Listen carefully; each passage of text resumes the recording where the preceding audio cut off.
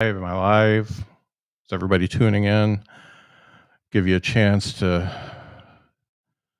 get in and start watching if you want to watch it live. Pretty stoked about this one. I don't have any sponsors to talk about today because they all dropped off last month. So, October, if you want to get in on the month of October, or I like to call it Rocktober, and you'd like to sponsor an episode, shoot me an email, scott at the btbpc.com, or you can message me on all the social media stuff. I am, well, I should address the blanket behind me. I did it for my interview yesterday, and it turns out it really did a nice job of dampening the sound and making my voice not bounce all over the place.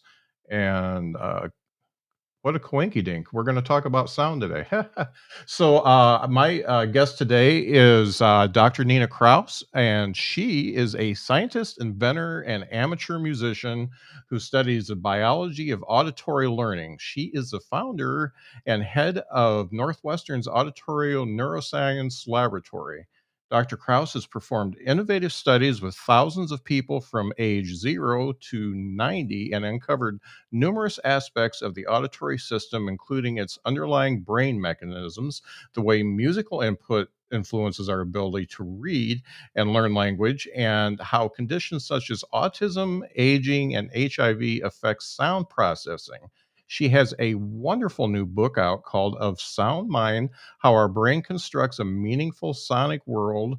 And that's available on Amazon, Barnes and Noble, and a lot of independent outlets. I always like for folks to look for the independent outlets. If you go to Brain Volts, which I'm going to put up, if you go to Brain Volts, it will link you to Amazon and Barnes and Noble. I'm a Kindle guy, so I buy from I buy from Amazon too much, but I really like Kindles and Audible books. But if you want to get a hardcover or a soft cover, I would recommend you go to the independent book places so you're supporting small business. But let's bring her out right now. It's Dr.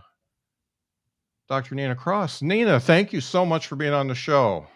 Thanks for inviting me. So I have to say, this is you're not a comedian, and I normally interview comedians, but we were on another podcast together. One of my favorite podcasts, Highbrow Drivel, which is hosted by Anthony Janot, and I just got so into what we were talking about. I wanted to continue the conversation, so I'm going to try to just pigeonhole your science into comedy and see what comes out of it. What do you think about that? Great.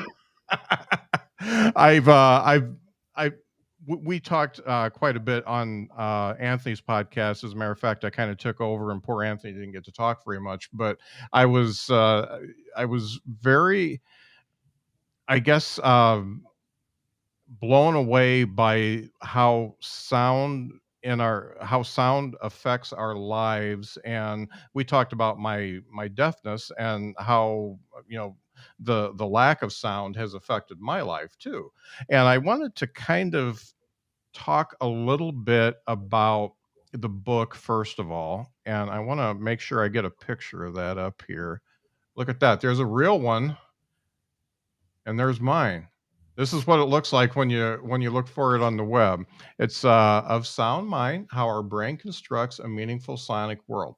Let's talk about the impetus of the book. Why did you write the book, and what are you trying to accomplish for folks who read the book? Well, this book is for my favorite audience, which is a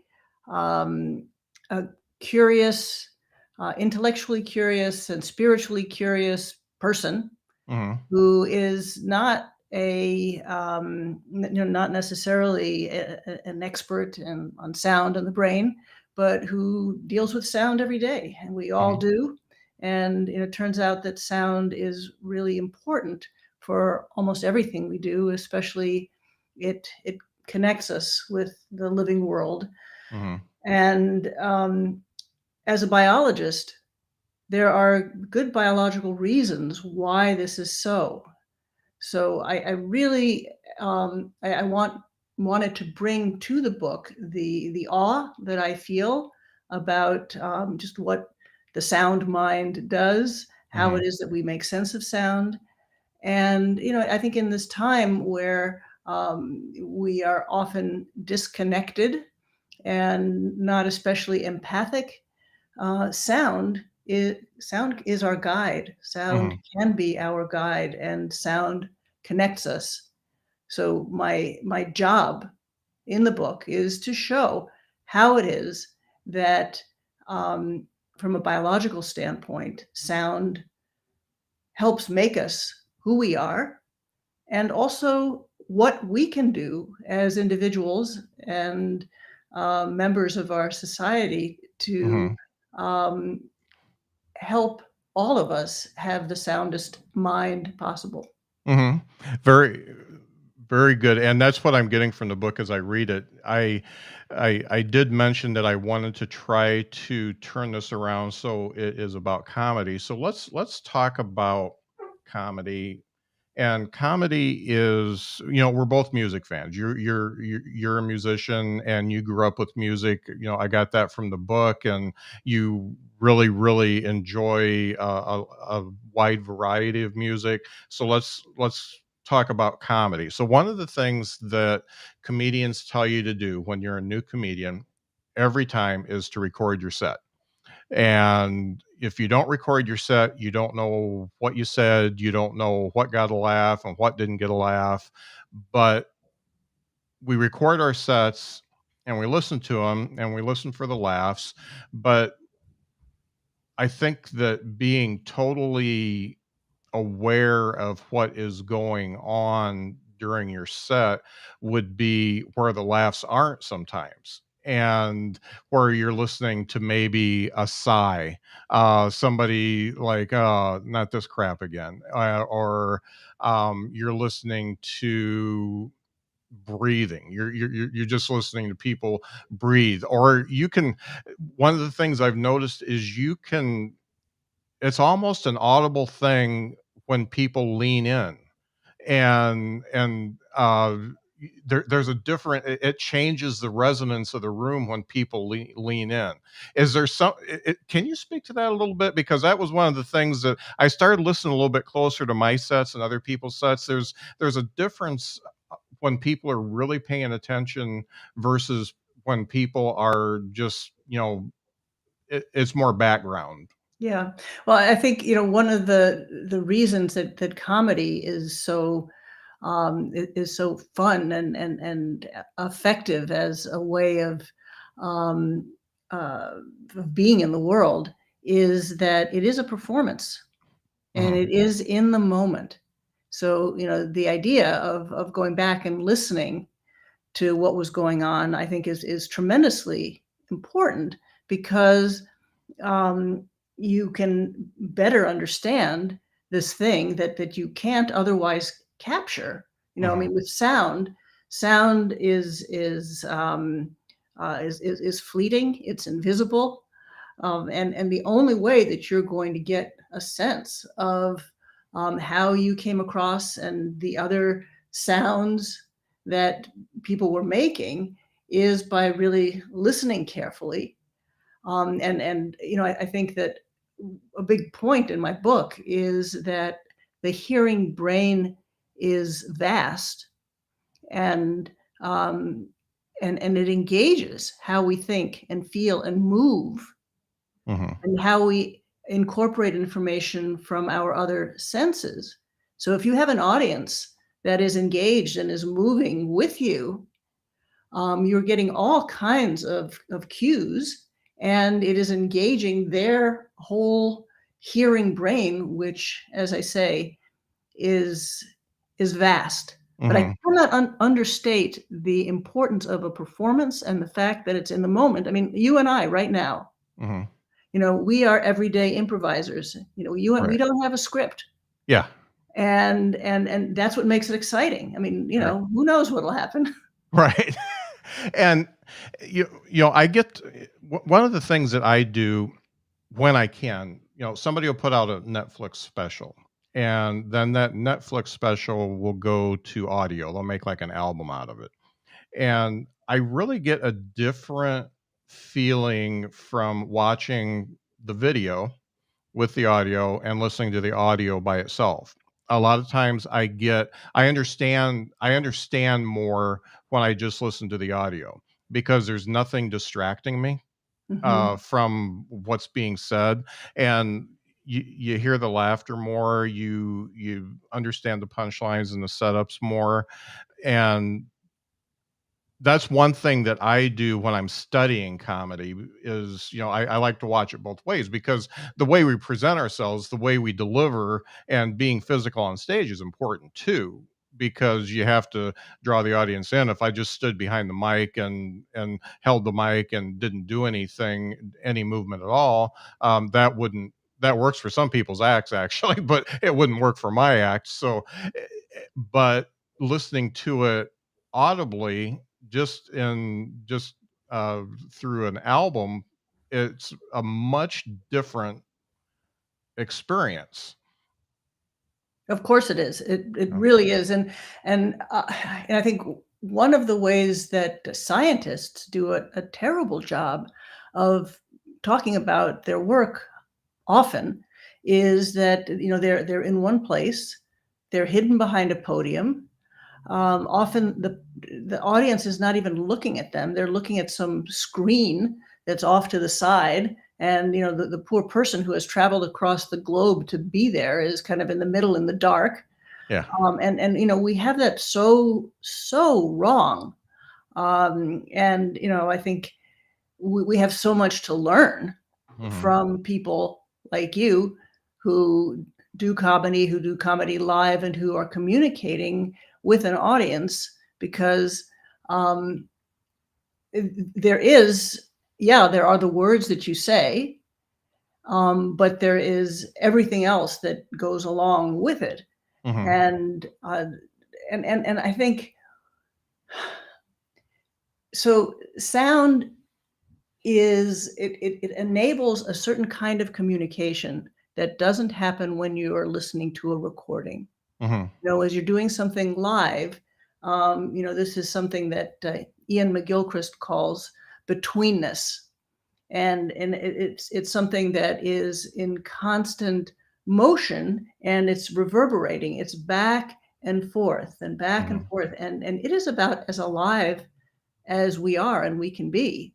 Mhm. And there's something very beautiful and human about that. And I think that we are spending in our lives way too much time, listening to things that aren't happening in the moment, Uh-huh. and being um, distracted, if you will, from the in the moment kinds of communication that live sound Mhm. enables. Mhm. I'm gonna get off the comedy part for a little bit. One of the things that interested me as I was reading the intro to your book is that you became enamored with sound early, and you decided that was what your career was going to be. And Mama wasn't so happy about that to start out with. Can you elaborate on that a little bit? Oh, I love to tell that story. So, again, one of the things I hope that I get through in the book is that science is a deeply human endeavor. Hmm. Science is conducted by human beings. And so, in this book, I tell a lot of stories about the human beings and the human beings' lives, that are, part of the scientific discovery.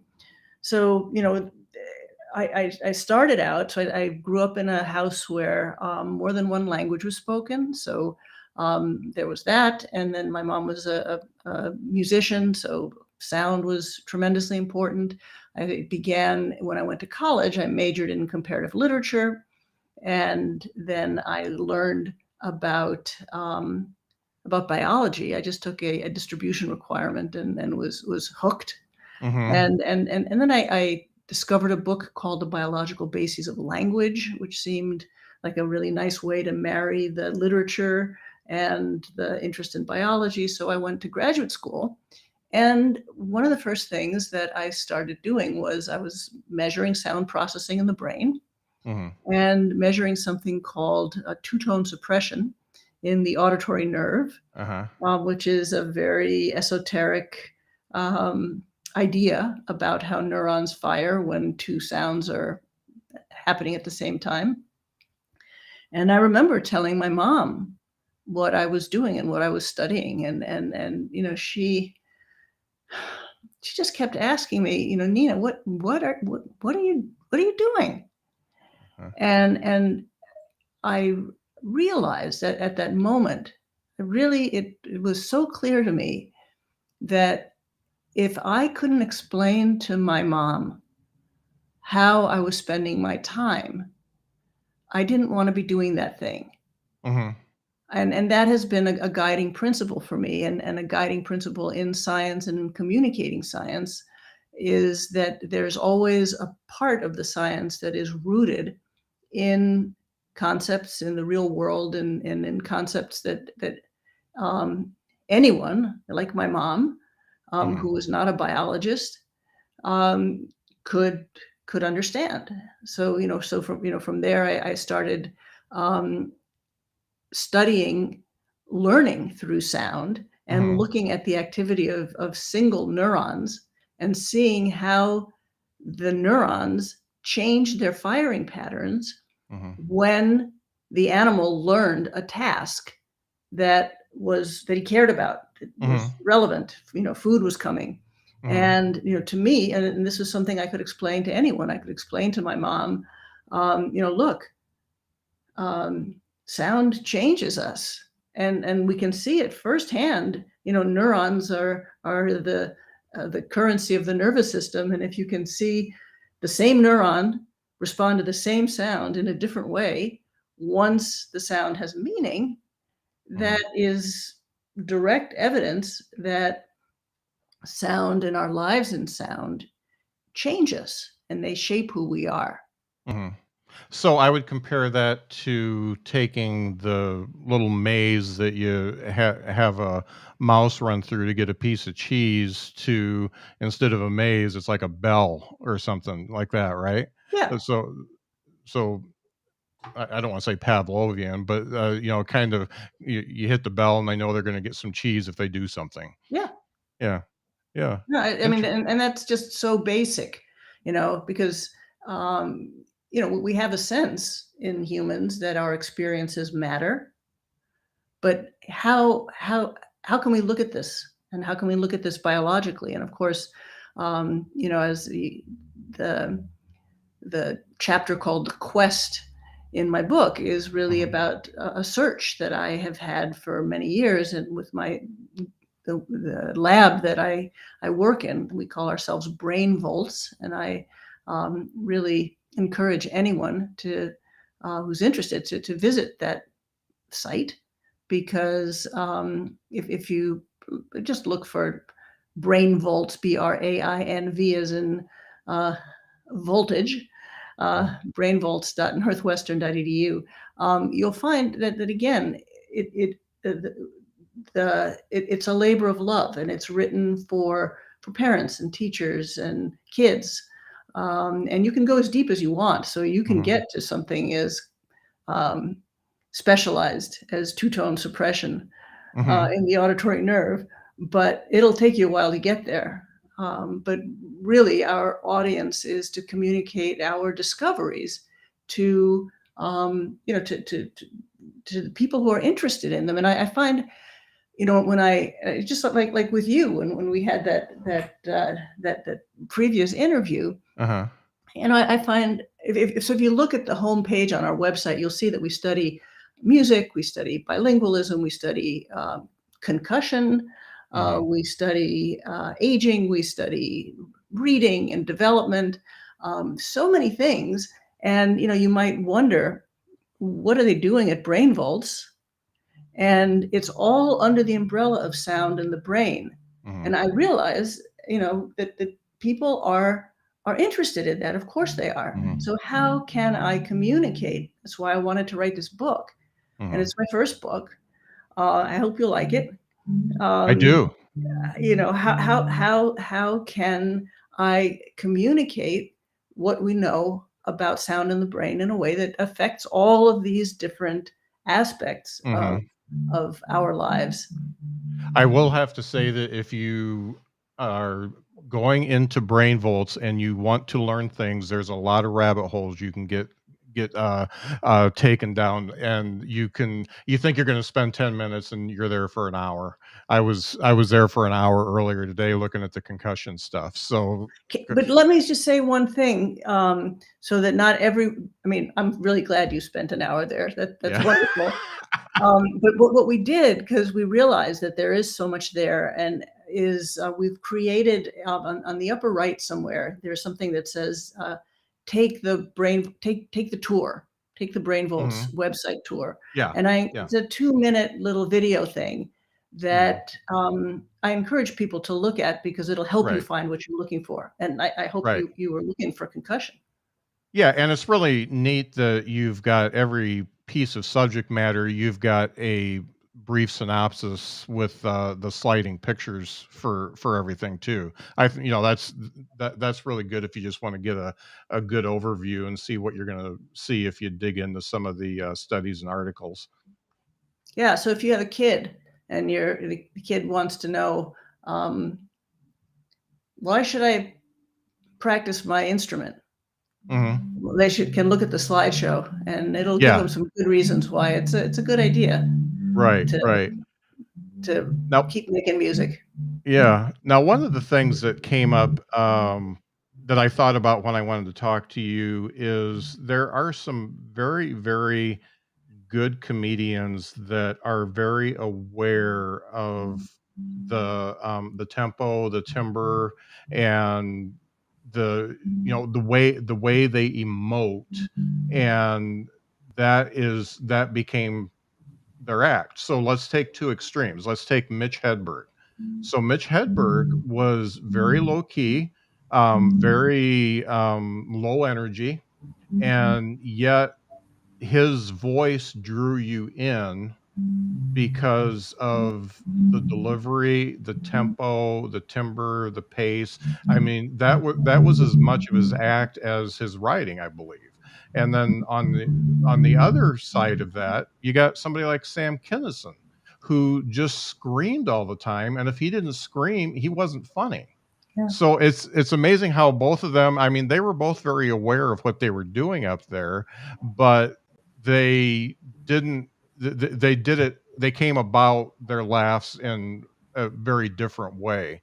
And I wanted I don't even know if I have a question there, but can you comment on that? Can you talk maybe some comedians that you've seen that are very good at the delivery part and the emoting part?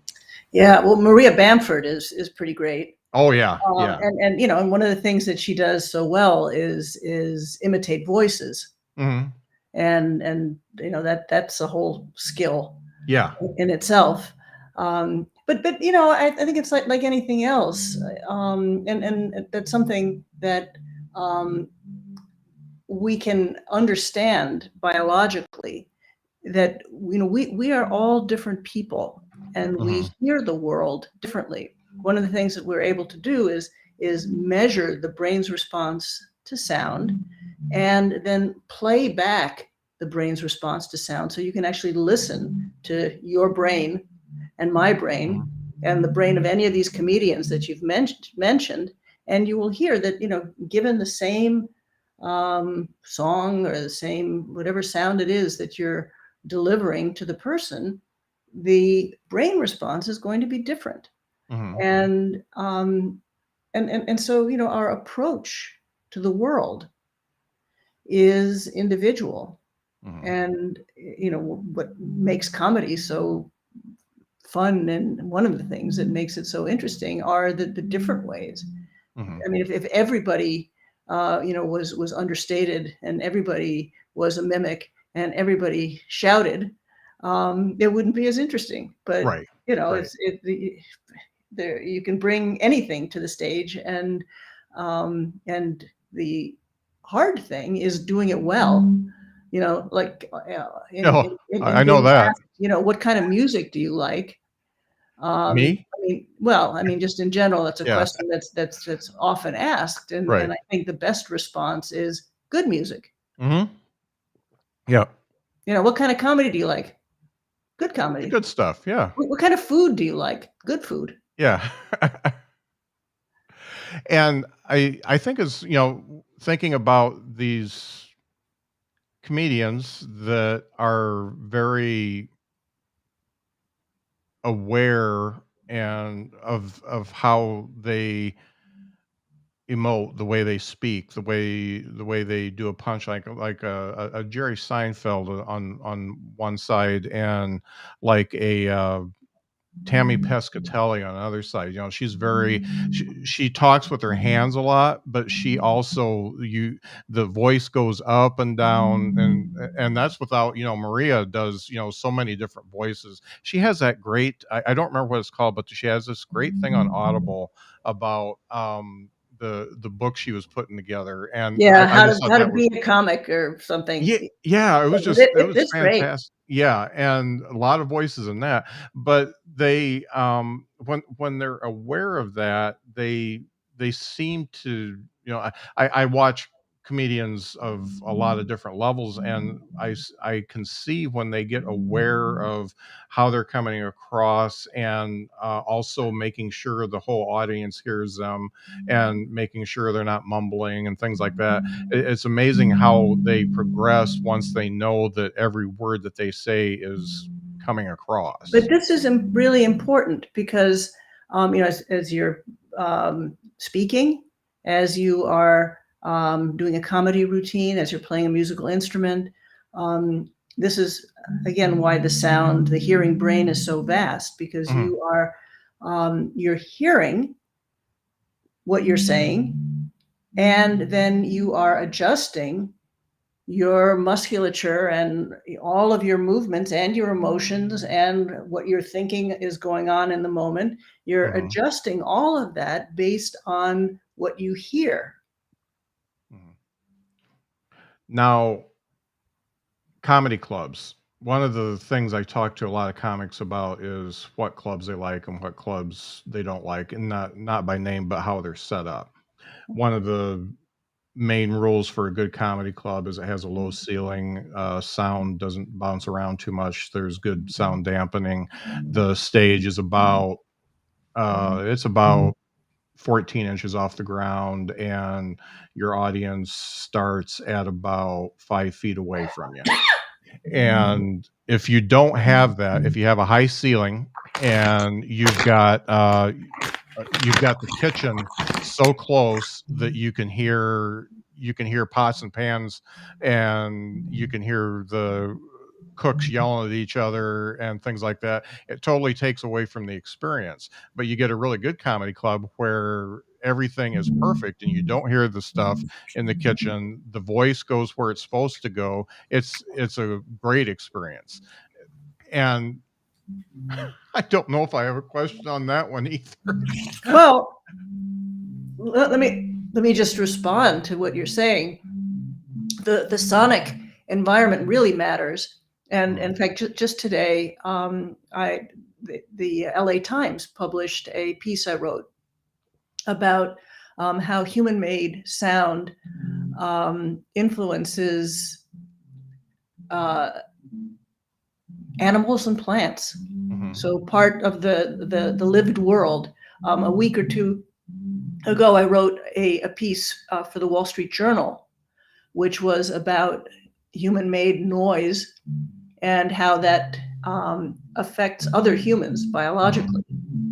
So the fact is that noise is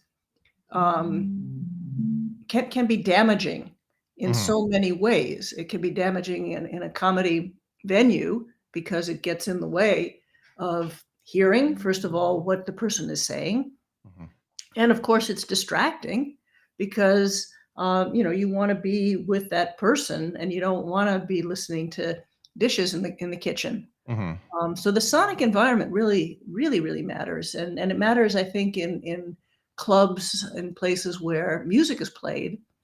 And again, one of the things that is one of my disappointments often is, you can be in a beautiful club where the acoustics are wonderful and the music is awesome, Mhm. and then there is an intermission, and they during the intermission they have to be blaring sound over the house speakers, Yeah. something that's pre-recorded. Uh-huh. And I mean, you're there because you love sound and you want to hear sound, but Uh-huh. you also want to be able to connect with the other people that you're with and talk Right. about the performance you just heard. And I so often find that this kind of blaring of sound in these venues really gets in the way of of the communication through sound, which is the idea of that venue in the first place. Mhm. Mhm. That's great. Now, one of the things that I haven't gotten to in the book yet that I'm just fascinated by these studies that you've done with, babies up to 90-year-olds.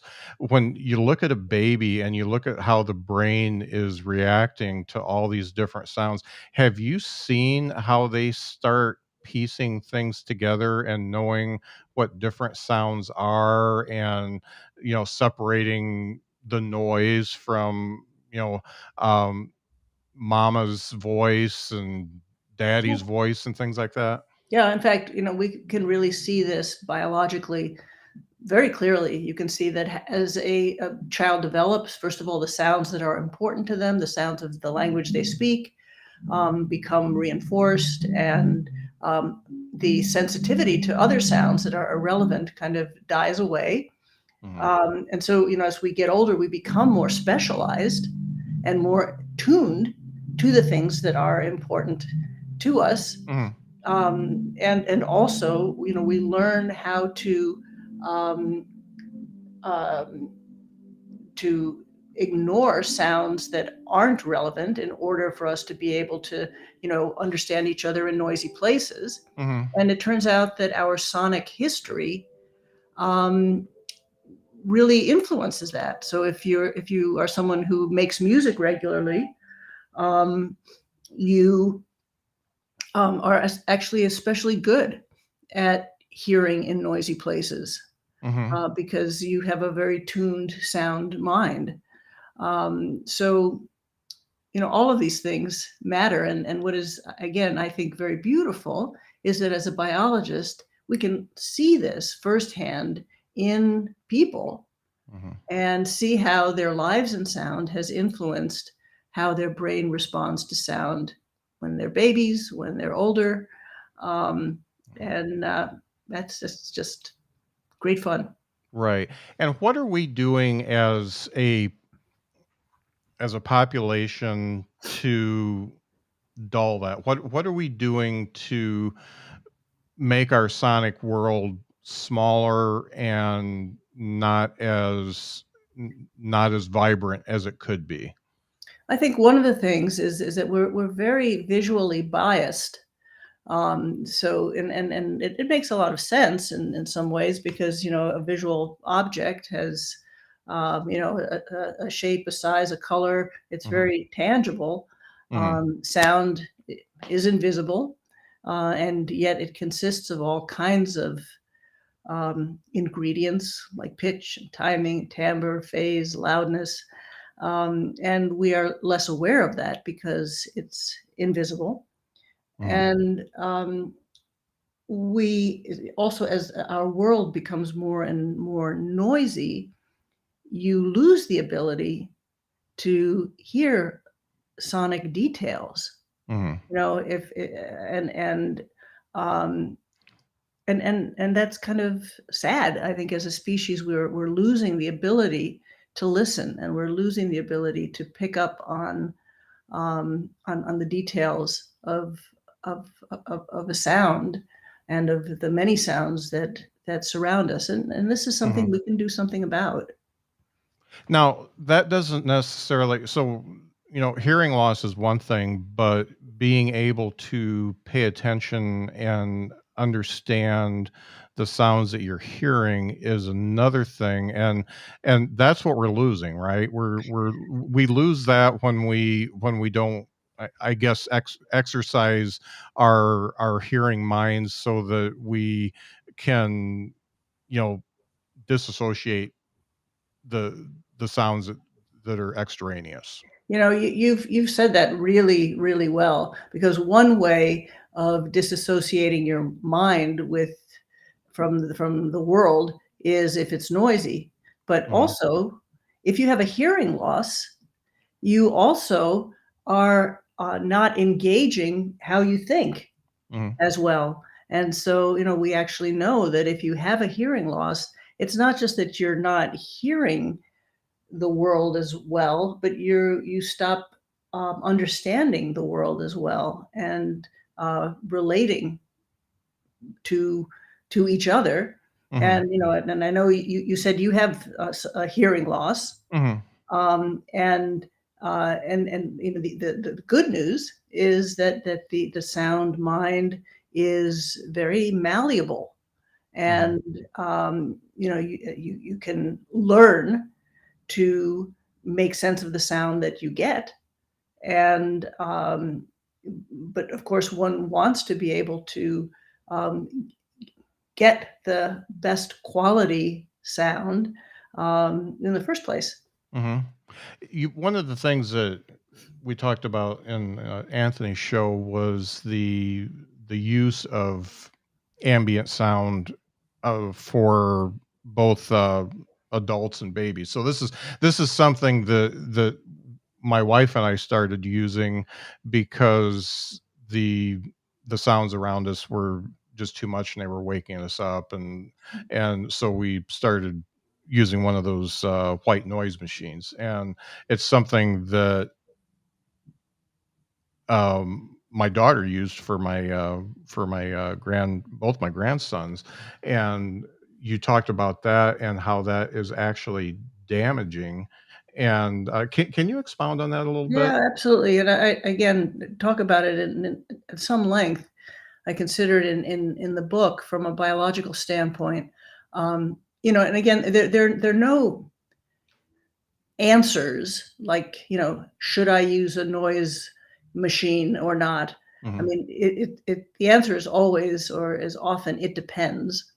Hmm. And and also it depends what the noise is. But for a developing brain, um, we know that kids are so good at making sense of sound and at learning a new language, right? Hmm. I mean, it's just kind of amazing. Yeah. Whether it's their native language or another language that they're exposed to, they just do it. And so, if you can imagine what it's like for a baby or a child who is exposed, even while they're sleeping, to meaningless white noise, there's no meaning in that Hmm. sound. And so the brain is trying to extract meaning from the sound, but it's not there. Hmm. And we know from a biological perspective that it actually dulls the hearing brain. Hmm. So that just doesn't seem like a very good idea. Yeah, and it's really about the worst time that you can do it to start dulling the brain, because that's when their neurons are firing the fastest. So you don't want to slow that down, because that slows everything down for a kid. Yeah, but it's true, I think, at any time in our Mm-hmm. lives.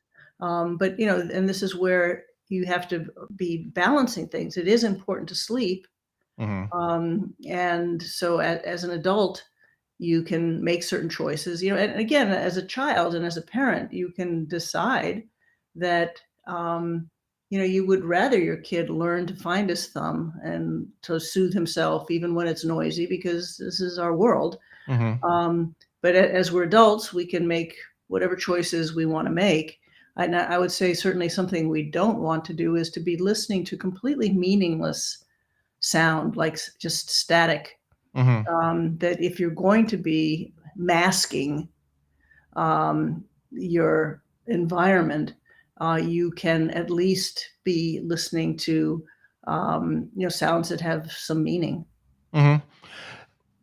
What can we do? So I'm 57. I am let's take away the fact that I've got some deafness, but my a lot of my problem is paying attention to the sounds that matter because the other sounds are taking over. So if the microwave is going in the kitchen, then I can't hear my wife talk to me.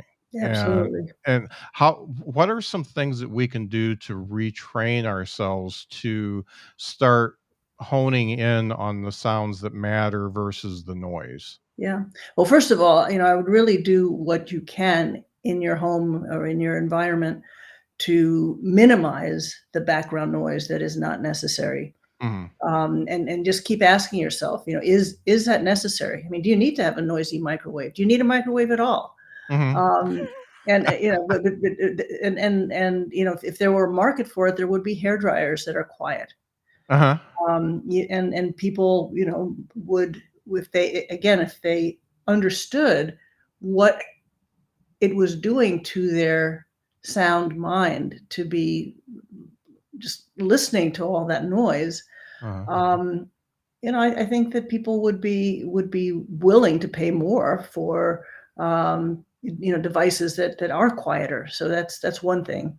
But the Yeah. other is, what can you do? I think you can do whatever you can to strengthen your sound mind. And the way that you strengthen your sound mind is to be involved in activities that um, engage sound. So Okay. making music, making any kind of music, Mhm. um, and singing counts, and I would certainly say comedy counts. Mhm. You are engaging with sound every day, and you are listening to these nuances in sound, and the more you can do that, you are really training your strengthening your sound mind. Mhm. You can learn new uh, languages, or just uh, speak the languages that you might already know. Mhm. You can be a sound engineer. You Right. can be a bird watcher, which is really a bird listener. Uh-huh. And so there you can listen to your children. Uh-huh. You can really make it a point to engage, to be in the present, and to engage with sound, knowing that the sound mind is vast and it Uh-huh. very much makes us who we are, and it very much affects the outlook that a person has between them and the living world. So it's like a mindfulness of the sonic world around you. I think that's a really nice way of putting it. Yeah. Okay. Almost you could almost call it meditation, but meditation listening to what's going on and Yeah, I mean, think about, so every morning I try to play a little music, Mhm. and I guess I realize, I get up in the morning, and morning is not my best time, and often I don't feel especially hopeful in the morning. But Mhm. if I can get myself to just, play a little piano, Mhm. say, even for 5 minutes, I will feel so much happier. So, it clearly has Mhm. engaged, my mood, my entire sound mind. But if I feel like just, sounding out something or improvising something or reading a score, I am focusing. It is a meditation. Mhm. It is clearly a meditation. You're there in the moment, and everything else recedes. And then when you're done meditating, um, you feel better. Mhm. I wake up every morning to "Walking on Sunshine" by Katrina and the Waves. That's Mhm. my that's that's how I get positive. So Mhm. we've all got our thing. Right. Now, thinking about the fact that we we've dulled ourselves to a lot of things just because there's so much media and stuff like out there. Is there a value to just having complete silence for a while? Well, there's hardly ever complete silence. Mhm. Um, you know, like, I'm not advocating for a world without sound. Mhm. I'm advocating for a world without, unnecessary man-made noise. Right. But is that Um, like a palate cleanser? Like if you yes. turn all the crap off. So right Mhm. now I hear you, I hear the fan of my laptop, I hear my voice bouncing around a little bit, and I've got you right over here. I've got another monitor over here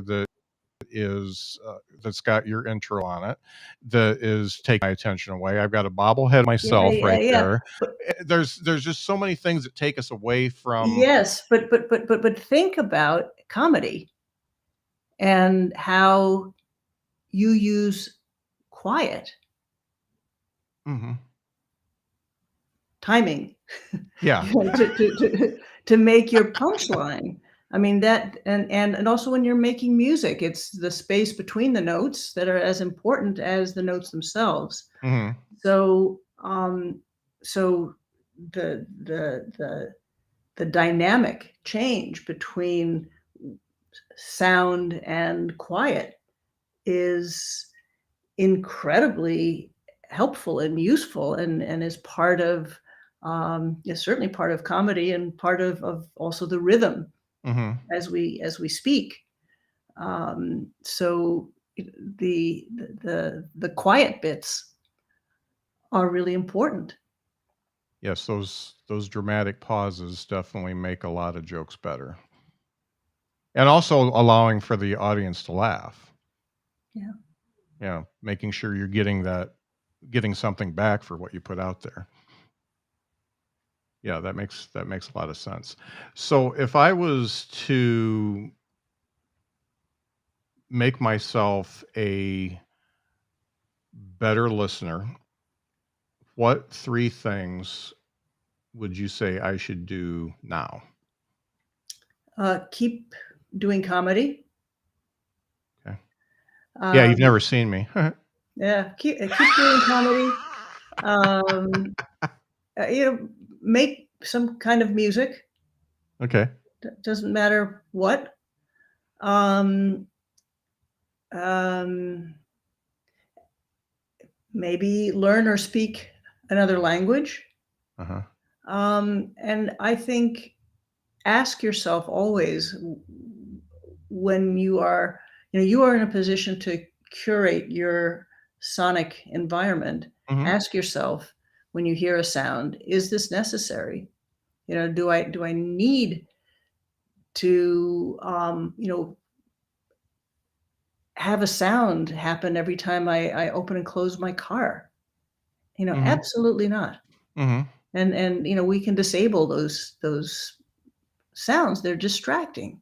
And think about it from an evolutionary standpoint, where sound is our alerting sense. It alerts us to danger. Mhm. And I think one of the reasons that you feel you notice when your refrigerator turns off or the truck outside stops idling and it's Mhm. silent, you take this sigh of relief because you are unnecessarily often in this state of alarm. Mhm. And that's not good for us. It's not good for us from all kinds of biological stress perspectives, but it's not good for us in terms of, I mean, it's hard enough to think, Mhm. and it really gets in the way of our Yeah. ability to think if you have this racket going on. Uh-huh. Uh, Personal experience. So I'm a comedy lover from way back, and George Carlin was one of my favorite comics. But I had a real hard time watching him.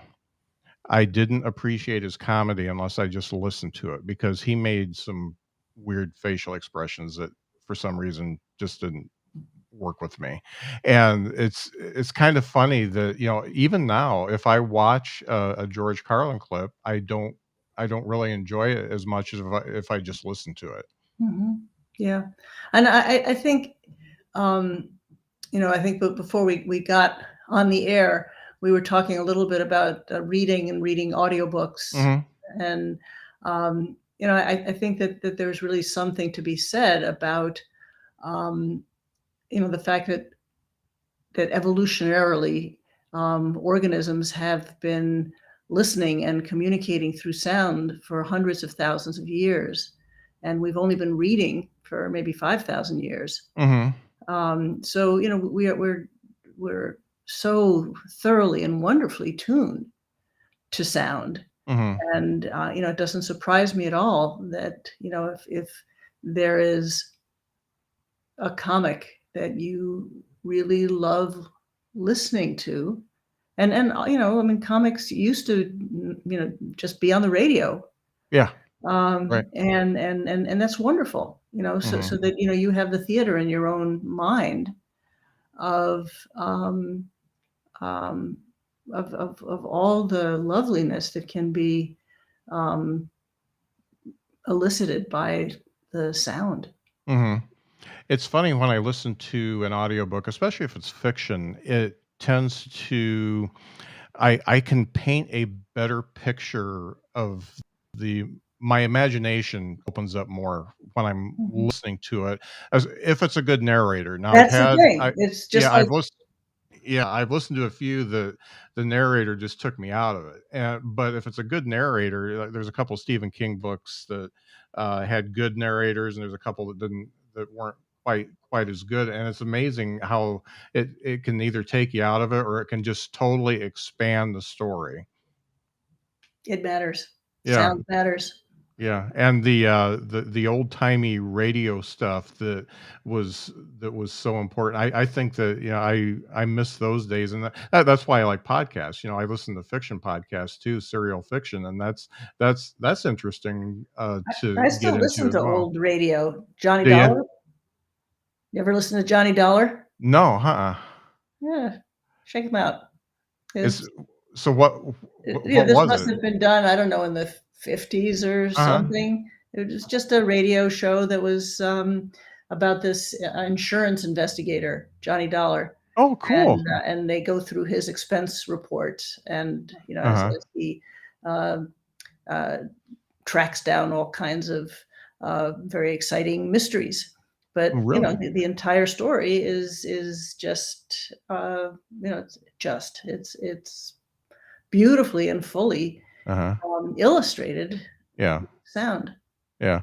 Well, I can't tell you how much I am entranced by the book, and I'm just so glad that, Anthony introduced us, and we got to talk on his show, and I got to talk to you some more because, what you're doing is really, really cool stuff. And, folks, if you don't do anything, just go to Brain Volts, and I got it up there, and you can type Brain Volts into Google, and that's the first site that comes up. But it's brainvolts, .northwestern.edu. And that's really great. And make sure to check out of Sound Mind, how our brain constructs a meaningful sonic world, and get it wherever you want to get it. But if you can buy it from an independent bookstore, try that. Thanks so much for being on the show. This is great. I'm just ever since we talked last, I've just been thinking about sound and trying to get better at listening and hearing and understanding what's going on around me. No, I'm so glad. And I think everybody that reads a book is gonna probably have a takeaway of, "Hey, let's find out what the important sounds are and get rid of the ones that aren't so important." Well, thanks for inviting me, and thanks for your interest. Yeah, yeah, I had a great time. Folks, make sure to check out Brain Volts, and, in the show notes, I'm gonna have links to all this stuff, so make sure that you get on there and, check that stuff out. And thanks